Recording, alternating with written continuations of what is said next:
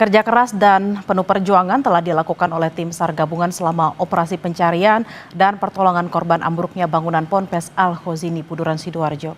Salah satunya saudara dilakukan oleh Abdul Aziz, tim rescue dari Dinas Pemadam Kebakaran dan Penyelamatan DPKP Kota Surabaya. Lalu bagaimana kisah perjuangan tim penyelamat sepanjang proses evakuasi? Sudah bergabung bersama kami Abdul Aziz, anggota rescue dari DPKP Kota Surabaya. Selamat siang Mas Aziz, ada Bella di studio. Ya, Mbak. Mas Aziz, pertama-tama mewakili Kompas TV kami mengucapkan terima kasih dan juga apresiasi yang setinggi-tingginya atas kerja dari tim rescuer untuk menyelamatkan para korban. Mas Aziz, awalnya bagaimana akhirnya bisa ikut terlibat dalam proses penyelamatan? Apakah ini penugasan atau seperti apa, Mas? Sebelumnya saya mengucapkan turut berduka cita sedalam-dalamnya atas musibah yang diterima Ponpes Al-Khozini Sidoarjo. Kita diperbantukan ke Sidoarjo atas misi kemanusiaan lintas daerah di mana mendapat izin dari kepala daerah. Kita nyampe di lokasi kurang lebih jam 5 lebih, itu sudah petang dan suasana sangat chaos sekali. Anda bertugas melakukan evakuasi di titik pusat rubuhnya bangunan di mana kita tahu ada banyak korban yang terjebak di bawah reruntuhan. Bisa Anda gambarkan kondisi saat itu, Mas Aziz? Suasana di sana sangat chaos sekali. Kita di PKP dapatkan perintah dari tim Basarnas karena tim Basarnas yang megang komando waktu itu. Kita kolaborasi dengan tim Basarnas Jatim, dapatkan lokasi titik A, titik A1, A2. Kita mendapatkan perintah untuk menyisir korban yang masih hidup, yang masih terjebak di sana, Mbak. Itu saya masuk merangsek dengan merayap sama membawa sistem alat kami sistem ini. Di situ kita menemukan satu korban atas nama Dani, Mbak. Kita laporkan ke tim Basarnas dan tim Basarnas yang mengevakuasi posisi Dani ini, posisi duduk dan tertimpa reruntuhan. Setelah Dani keluar terevakuasi, saya masuk lagi merangsek lebih dalam lagi, berteriak ngomong Assalamualaikum, apa ada yang masih hidup di sini? Karena di situ ada salah satu santri, entah itu masih hidup atau sudah meninggal. Ternyata santri tersebut sudah meninggal dunia. Saya teriak lagi sampai 3 kali dan dijawab oleh si Haikal. Iya Pak, ada Pak. Gitu. Nama kamu siapa nak? Gitu. Haikal Pak, Haikal.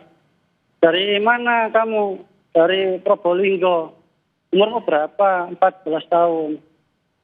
Posisimu gimana? Posisi saya tertidur Pak. Apanya yang sakit? Sakit semua Pak. Gitu. Ya, itu mendengar itu hati saya terenyuh, bercampur terharu Mbak ya, karena masih ada korban hidup.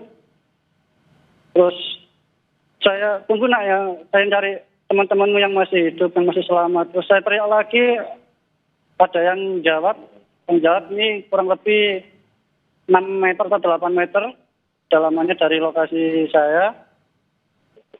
Ada Pak, siapa namamu? Yusuf. Yusuf ini asal Malang, usia 16 tahun. Saya tanyakan, yang sakit apa Yusuf? Yang saya tidak ada Pak, cuma posisi saya kejepit. Dok, luka? Ada Yusuf? Enggak ada. Saya tanya lagi Haikal, gimana nak? Kan yang sakit. Karena Haikal, titik suaranya Haikal ini sangat dekat sekali. Ternyata Haikal ini di balik jenazah yang tertimpa reruntuhan itu, Mbak. Semuanya sakit Pak. Itu saya mau menjangkau si Haikal.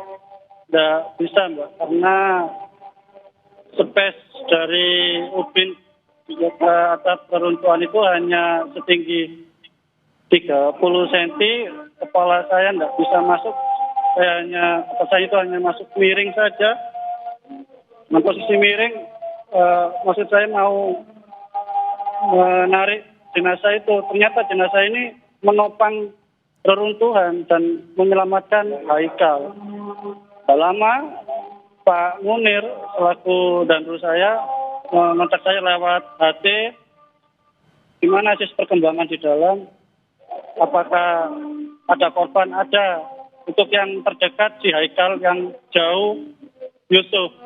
Dan Yusuf sebelumnya menginformasikan ke saya ini ada 4 suara lagi Mbak, yang masih hidup. Oh, ada Yusuf dan Haikal yang ada suara. Iya, Pak Munir. Kira-kira untuk menyelamatkan Haikal butuh berapa lama? Butuh beberapa waktu Pak Munir, karena saya masuk ini sangat kesulitan. Saya merayap, nggak bisa ini mentok. Oke, kamu keluar dulu karena tim Basarnas akan mengevakuasi korban di sebelahmu. Siap, saya mundur. Kita diskusi sama Pak Munir, sama tim penyelamat yang lain untuk mendahulukan mana yang akan dievakuasi. Setelah berdiskusi, ternyata si Yusuf dulu yang kita evakuasi Mbak. Karena evakuasi ini si Yusuf sebelumnya juga ngomong pada saya, ada lubang di sampingnya, ada lubang yang disebabkan reruntuhan. Dan akhirnya kita, tim DPKP ini dibagi menjadi dua regu. Saya mencari korban-korban yang selamat yang lainnya. Terus tim satunya Mas Nio ini pergi ke lokasi si Yusuf, mencari si Yusuf ini. Ternyata ditemukan di titik A2, kalau nggak salah di titik A2 ada lubang sebesar botol air mineral. Dan di situ Mas Nio teriak-teriak, ternyata si Yusuf ini merespon. Akhirnya Mas Nio ini melubangi beton tersebut dengan cara manual. Itu evakuasi Yusuf ini sangat panjang sekali, mulai dari pukul 10 sampai jam 2. Jam 2, Mas Nio ini mungkin kecapean karena membuat lubang evakuasi ini. Akhirnya saya yang diperintahkan untuk meneruskan lubang evakuasi yang dulunya dibuat sama Mas Nio. Dan saya mendapatkan perintah, di situ ada besi beton itu kalau salah ada 6 yang menghalangi si Yusuf ini juga. Di situ saya sudah melihat Yusuf, saya motong 3 atau 4 kali, tapi Yusuf ini kok nggak ada respon. Nah, mohon maaf, sebelumnya si Yusuf ini sudah meninggal atau kritis. Saya panggil, saya laporkan ke dandu saya, ini Yusuf tidak ada respon Pak Munir. Coba kamu bangunkan, coba kamu kontak lagi. Saya memaksa masuk, tangan saya menjangkau, sampai saat tangan saya itu kecepit ketertimpa reruntuhan, menjangkau Yusuf. Di situ saya megang kepalanya Yusuf, kok nggak ada respon Yusuf. Akhirnya saya keras sekali, Yusuf. Hanya dia kaget. Iya Pak, gimana keadaanmu? Baik Pak, baik. Kamu butuh apa sekarang? Mau minum atau mau makan? Mau minum Pak. Akhirnya saya kasih minum biar tenang. Terus itu saya, ini ada roti, kamu makan roti dulu biar tenang. Kamu pasti selamat kok, kamu tenang ya. Istighfar, sholawat, berdoa ya. Doakan kamu, teman-teman kamu, dan doakan bapak-bapak yang bertugas di sini. Iya Pak. Dia doa sambil lalu saya memotong beton-beton laser ini. Yang di belakang saya ini ada tim relawan, nggak tahu dari mana. Terus di belakang saya ada tim dari DPKP, dan di belakang lagi ada Pak Munir yang sebagai safety officer untuk menjaga gedung ini tetap stabil. Jika seandainya gedung ini roboh, saya langsung ditarik sama teman-teman yang di belakang. Setelah pemotongan besi ini selesai, saya ngomong ke Pak Munir, ini ready untuk mengeluarkan si Yusuf. Oke, diangkat pelan-pelan. Si Yusuf ini saya geser pelan-pelan, ya. Pelan-pelan kan dari lubang itu selisih 30 sentian samping kanan dari lubang itu si Yusuf. Yusuf pegang kepalanya nak ya, lindungi kepala kamu sama tubuh kamu itu ya. Mohon maaf ini mungkin sakit ya nak ya. Iya Pak, apa-apa. Kalau kamu merasa sakit, kamu ngomong saja, teriak aja enggak apa-apa. Dan aku sama tim mohon maaf jika membuat kamu sakit. Saya keluarin dengan mengucap Bismillahirrahmanirrahim, ya Allah, bila hamba kekuatan untuk menyelamatkan anak ini. Hanya dihitung barang-barang untuk Yusuf ditarik kurang lebih 4 tarikan. Alhamdulillah si Yusuf ini keluar.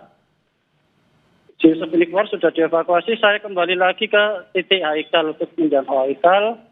Saya memasang alat lifting bag dan shoring dari kayu untuk meringankan beban yang menimpa si Haikal ini. Haikal, Mas Kak Ajis datang dari Surabaya, ini ya, kan menyelamatkanmu, tolong sabar ya nak, ya sabar, ayo sholawat, kamu baca sholawat, biar kamu tenang, Bapak pun juga tenang, karena di situ banyak korban yang teriak-teriak, ya, masih minta tolong, bergedor, tolong Pak, tolong Pak, keluarkan saya dari sini. Nah itu yang bikin hati saya sedih, ya. Sedih, bergedor, tapi kesedihan saya ini tidak boleh dilihat oleh Haikal atau tidak boleh diketahui Haikal. Kalau saya diketahui sedih sama Haikal, Haikal ini malah down dia psikisnya. Maka itu saya tetap tenang. Haikal ini sambil masang lifting bag ini, alat lifting bag dan kayu ini untuk meringankan beban Haikal. Setelah lifting bag ini kepasang, saya monitor teman saya yang di luar. Lifting bag ready, akhirnya dipompa pelan-pelan. Dipompa untuk aslinya lifting bag ini tidak mampu mengangkat beban yang di sana, Mbak. Lifting bag ini hanya berguna 60 ton, tapi untuk bangunan mungkin lebih dari 60 ton. Hanya sebatas penyangga saja seandainya beruntuhan ini jatuh kembali, alat ini berguna untuk memperlambat dan melindungi si Haikal ini. Hanya Haikal ini merasa nyaman. Gimana Haikal? Nyaman? Nyaman Pak, sudah bisa bernafas. Sebelumnya Haikal ini ngeluh ke saya, tak nafas. Dan tangannya yang samping kiri terjepit. Oke, tangan kamu terjepit yang tadi gimana Haikal? Masih nggak bisa Pak. Kalau dipaksa gimana Haikal? Sakit Pak, nggak apa-apa teriak ona. Kalau sakit teriak ona gitu. Saya pelan-pelan, saya menganggap Haikal ini adik saya sendiri karena suaranya mirip sekali dengan saya. Ayo nak, pelan-pelan nak. Sakit Pak, ya jerit Pak, enggak apa-apa jerit. Akhirnya bisa lepas Mbak yang kiri, tangan kiri ini. Bisa Pak, alhamdulillah. Yes. Dia berdoa, entah itu doa apa, pokoknya bikin saya senang. Bisa Haikal, bisa Pak, tangan saya samping kiri lepas Pak. Coba tangan kanan kamu pegang tangan kiri. Bisa Pak, sakit enggak? Tangan kiri kamu pegang tangan kanan. Bisa Pak, sakit enggak? Terus sekarang yang sakit apanya nak? Yang kesulitan kamu untuk bergerak. Kaki saya Pak masih enggak bisa. Tunggu ya Haikal, tunggu. Saya mau menjangkau lagi, enggak bisa Mbak. Karena di situ reruntuhan sudah mulai runtuh lagi, bunyi kretek. Saya ngomong ke tim, ini reruntuhan sudah bergoyang lagi karena ada suara material berjatuhan dari atas. Pastikan si Haikal terlindungi aja gitu. Siap sudah disepilingi oleh shoring sama lifting bag ini Pak Munir. Yaudah kamu keluar dulu aja. Kita keluar, kita berdiskusi panjang sekali. Akhirnya si Haikal ini mampu dikeluarkan oleh tim BSG, Basarnas Special Group, dengan cara bikin korong-korong yang punya kolaborasi dengan tim DPKB Surabaya, terus tim DPKB Batu, dan relawan yang lain. Mohon maaf tidak bisa menyebutkan satu persatu, karena di situ banyak petugas yang saling bahu-membahu, mulai dari tenaga, pikiran, dan alat saling bahu-membahu di sana. Kita bikin korong-korong, si Haikal ini bisa dievakuasi hari Rabu pukul 2 oleh tim BSG. Dan kenapa kok tim BSG? Karena tim BSG ini sangat berpengalaman di bidangnya. Mungkin keahliannya sangat mumpuni dengan cara itu tadi. Sebelumnya mayat yang melindungi Haikal ini diambil terlebih dahulu, Mbak. Gitu. Dan proses Haikal mengeluarkan sama si jenazah itu disaksikan kebetulan ada Pak Saifullah Yusuf selaku Menteri Kementerian dari Dinas Sosial dan Wakil Gubernur Jatim waktu itu, Mbak. Mas Aziz, terakhir dan singkat saja Mas Aziz, adakah yang ingin Mas Aziz sampaikan kepada keluarga korban, Mas? Ada, Mbak, untuk keluarga yang menjadi korban yang tak terselamatkan, saya dan tim serta instansi DPKP Kota Surabaya mengucapkan turut berduka cita sedalam-dalamnya. Semoga almarhum ini meninggal husnul khotimah, diampuni segala dosa-dosanya, mendapatkan surganya Allah, dan untuk korban yang berhasil terevakuasi lekas sembuh. Semoga kalian menjadi penerus bangsa yang baik dan menegakkan agama Allah. Baik, terima kasih Mas Abdul Aziz, anggota Rescuer DPKP Kota Surabaya. Sekali lagi kami mengucapkan terima kasih yang sebesar-besarnya atas tugas yang sudah dilakukan sedemikian rupa. Selamat bertugas kembali, Mas Aziz.